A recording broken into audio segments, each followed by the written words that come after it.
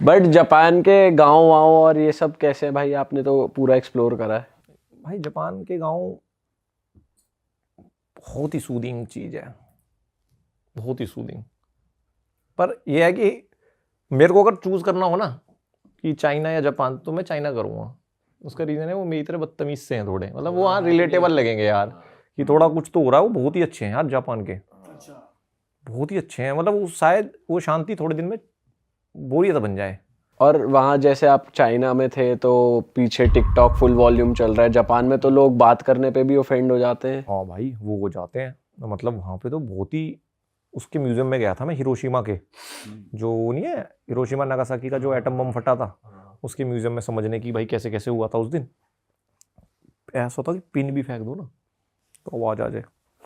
मुझे व्लॉग करना, मैं कैमरा लेके खड़ा हूँ, क्या बोलूँ, क्या भाई बोला ही नहीं गया वहाँ पे, क्या बोलता मैं। या तो कोई बोल रहा हो भाई, कैमरा बस बोलते रहो, बाद में वॉइस ओवर कर देंगे। वो बहुत अलग है यार।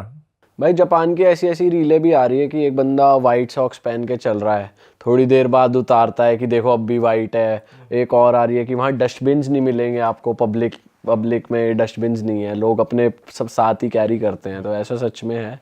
डस्टबिन तो भाई नहीं है, और ये मुझे नहीं लगता कोई अच्छी बात है। हाँ यार, ये तो बेकार बात है यार, किसी के मैं पास कुछ इरिटेट हो गया था ट्रैश हो। भाई। अब मान लो हमें नहीं फेंकना है तो मैं कितना फेंक रख लूंगा, कॉफी का तो कुछ हो। अब 7-Eleven रहेगा तो उसके अंदर तो आप डस्टबिन उसी के अंदर है, कॉफी पी के वहीं फेंक सकते हो। अगर कॉफी लेके निकल गए तो आप होटल तक लेके जाओ अपनी, तो ये गलत है। बट हाँ ये जो है ग्लव्स व्लव्स वाली बात, ये सॉक्स सॉक्स वाली वाली कि ये झूठी इतना है। साफ है? अब वो मुझे ऐसा लगता है एक कई बार आधी ना, गली हो सकती है इतनी साफ। कोई भी नहीं होगी यार इतनी तो, मतलब अगर धूल तो एकदम रहती है सफेद यार। जुराब है फिर वो गंदी तो होंगी। अगर तुम रोड पे चल रहे हो यार, थोड़ा बहुत रोड वहाँ गाड़ियां तो चली गाड़ी नहीं चल रही है, है। बंदे जूते ही पहन रहे हैं, ऐसे थोड़ी है कोई फैदर पहन के घूम रहे हैं। तो वो तो ओवर हो जाता है, मुझे लगता है कई बार सोशल मीडिया एक फ्लो में चला जाता है। भाई वो वाला एक्सपीरियंस कैसा रहा आपका? ग्रेट वॉल ऑफ चाइना गए थे आप? यार वो अच्छा एक्सपीरियंस था, मतलब कि उन्होंने अच्छी हिस्ट्री रही है उनकी उसके पीछे। ऐसा नहीं है कि कुछ भी बना दिया हो, कि वो मुझे ऐसा लगता है ग्रेट वॉल में घूम के आपको पता चलता है बहुत ऑब्सेस्ड है अपनी बाउंड्रीज को लेके। चाइनीज जो है, आप ये सोचो ना, इनके खून में है, जैसे पंगे करते रहते हैं बॉर्डर पे। तो 2-3 हज़ार साल पहले इन्होंने बनानी शुरू करी थी और 2000 साल तक बनाई है। तो सोचो कितनी सारी सल्तनत खत्म हो गई, कितने सारे राजा बदल गए, बट ये दीवार बनाते रहे। और ये इतनी बड़ी दीवार है कि दिल्ली से न्यूयॉर्क चले जाओगे। अच्छा 22,000, दुनिया की सबसे लंबी दीवार है, 22,000 किलोमीटर के आसपास लंबी दीवार है। और जो भी कैदी होते थे, जो मजदूर थे, जो भी कैदी होते थे, उनको भी वहीं भेज दिया जाता था। जो थोड़ा सा पकड़ा गया उसको वहीं भेज दो, चलो वहीं काम पे लगा दो। और जो मरता था उसको वहीं दफना देते थे, क्योंकि कई जगह ऐसी दीवार ऐसी जगह थी कि नीचे जाना या वहाँ जाना बहुत मुश्किल था। तो उन्होंने ये सोचा कि ये तो बड़ा नोबल काम है, तुम तो इतिहास में हो जाओगे, तो उसमें ही दफना के चलो। तो कहते हैं आंकड़ा है कि 5 लाख से 10 लाख लोग उसी के अंदर दफन है। बाप रे। किसी को हुआ है वहाँ गोस्टली एक्सपीरियंस? ये तो भाई उनसे पूछना भी बड़ा मुश्किल है और समझना भी बड़ा मुश्किल है। और उनको समझाना मुश्किल है, बोल क्या रहे हैं। समझना भी बड़ा मुश्किल है। हाँ, बट आपने नाइट लाइफ पार्टीज वो सब देखा? क्लब्स देखे वहाँ के? भाई पीते बहुत हैं, बहुत पीते हैं।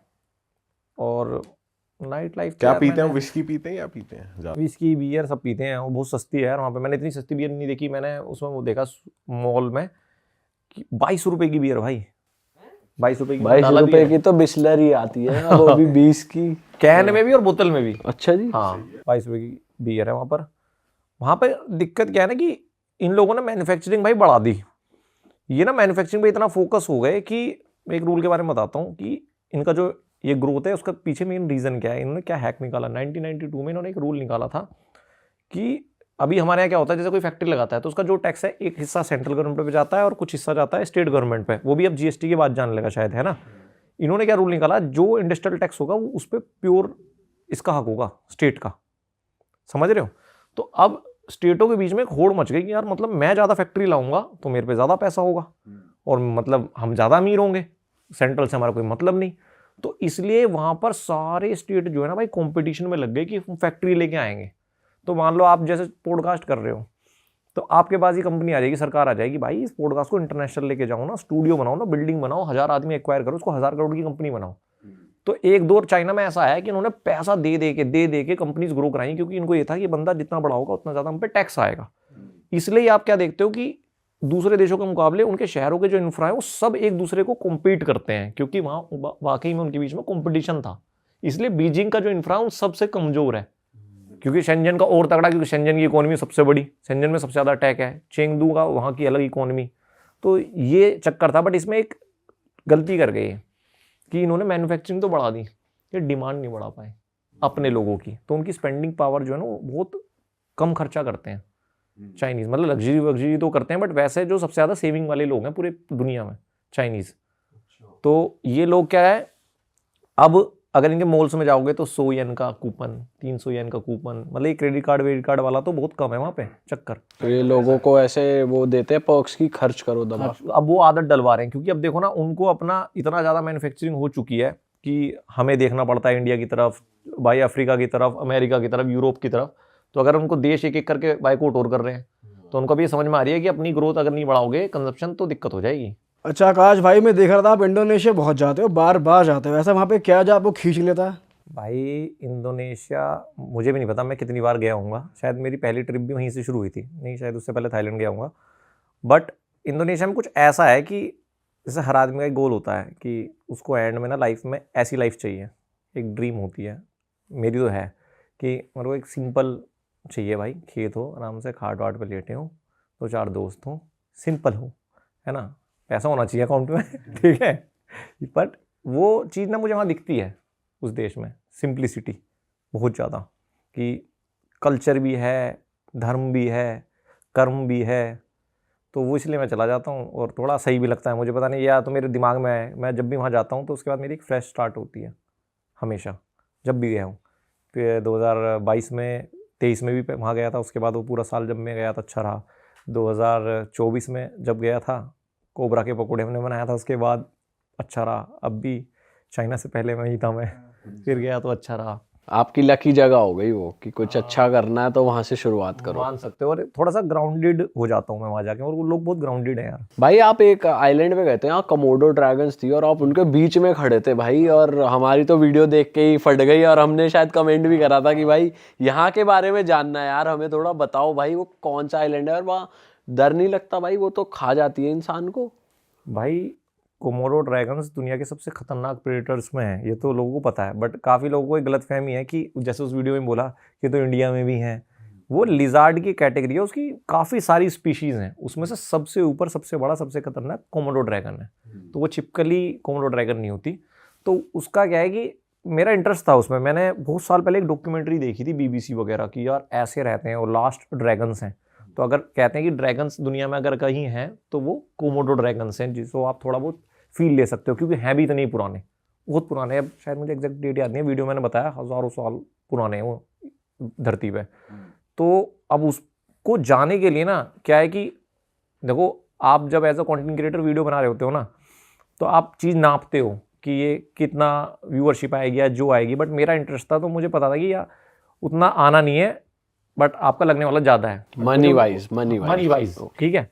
बट मुझे देखना था और मैं काफ़ी टाइम से प्लान कर रहा था। तो मैं गया इंडोनेशिया, तो पहले मैं जकार्ता गया था, जकार्ता से फिर मैं बाली गया, बाली से हमने एक फ़्लाइट ली लबुआन बाजू के लिए। लबुआन बाजू जाके आपको बोट लेनी पड़ती है, वहाँ पर 2 आइलैंड होते हैं, एक रिंका आइलैंड होता है, एक होता है कोमोडो। कोमोडो में थोड़ा सा टूरिस्टिक होता है, वहाँ पर मतलब एक पूरा ट्रेल है, उस पर वो ले जाएंगे और वहाँ दिखाएंगे। रिंका आइलैंड थोड़ा सा रो है, तो मैंने रिंका आइलैंड चूज़ करा, बिल्कुल ही बीच में ले जाएंगे, वहाँ पर ऐसा ले जाएंगे। और वो प्रिजर्व है, हम सोचा था ड्रोन वगैरह उड़ा के और पास से दिखाएंगे, मैं तो सोचा था थोड़ा सा पास से मुझे टच वच करा देना। तो कह रहे नहीं भाई ऐसा नहीं करा सकते। तो हम रिंका आइलैंड पहुँचे, वहाँ उस पर जाने के लिए भी आपको जब लबुआन बाजू पहुँचते हो ना, तो आपको एक बोट करनी पड़ती है। अब आपके पास 2 ऑप्शन होते हैं कि या तो आप ग्रुप के साथ चले जाओ जिसमें पूरा गाइड समझाएगा, या आप पर्सनल जाओ। तो पर्सनल का मतलब आप पूरी बोट खुद के लिए लोगे, एक टूरिस्ट गाइड लोगे, एक आपका बोट का कैप्टन रहेगा, तो ये सब लेके आप जाते हो। तो वहाँ पर जब भाई आप उस पार्क में घुसते हो ना, तो समझाते हैं पूरा कि भाई आपको ऐसे ऐसे करना है, ये भागना है तो कैसे करोगे, और हमारा बंदा रहेगा। तो वहाँ पर रेंजर्स होते हैं जो इनको संभालने के लिए प्रॉपर वो रहते हैं। अगर आप इनका वो देखोगे ना कि जो इनकी पूरी लाइफ साइकिल होती है, वो जैसे इनका नाम है वैसी ही होती है, ये एक दूसरे को खा जाते हैं भाई। अच्छा। हाँ, ये बहुत खतरनाक होते हैं, मतलब रियलिटी में भी।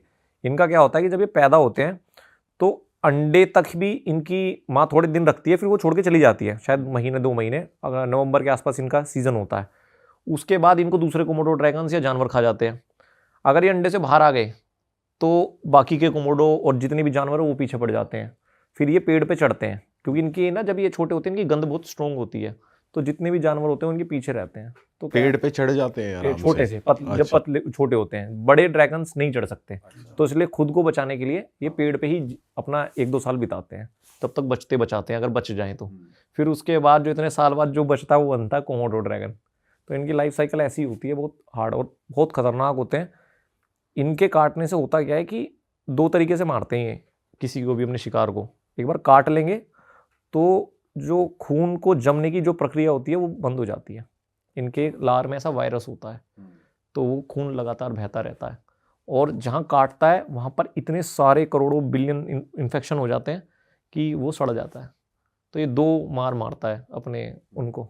और ये खाते क्या हैं वहाँ पे? और एनिमल्स भी हैं उस जानवर आइलैंड खा पे? जाते हैं, एक दूसरे को भी खा जाते हैं। और इनका अलग है कि इनको अगर जैसे फीमेल से मीटिंग करते हैं तो उसके लिए भी लड़ाई होती है आपस में।